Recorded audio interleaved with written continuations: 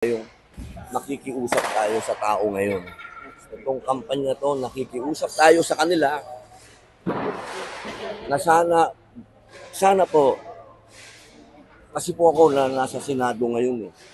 Wala naman po akong, dito ka pare, wala naman po akong reklamo sa mga kasama ko sa Senado. Lahat po yan matatalino, mga nag-aral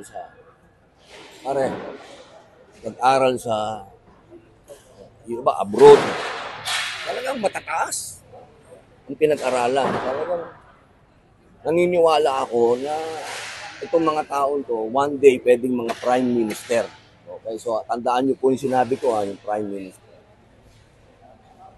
Ang problema po ngayon, yung sistema ng gobyerno. Yung sistema po ng gobyerno, kailangan palitan. Ibig sabihin, yung konstitusyon. Tayo ay magtipid. Ano ba yung problema ng bayan? Utang tayo ng utang. Okay? So dapat matuto tayo yung totoong right sizing. Ibig sabihin, pagpapaliit po ng gastos.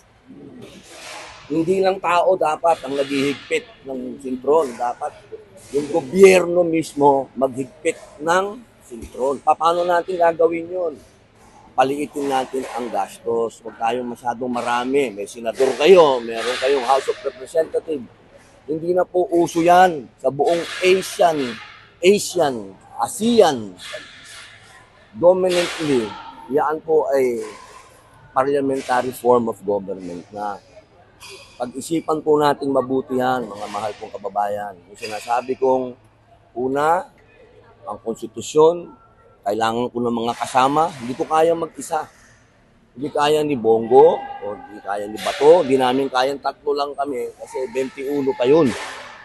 Kailangan namin ng mga kasama na naniniwala na kailangan na natin ng pagbabago.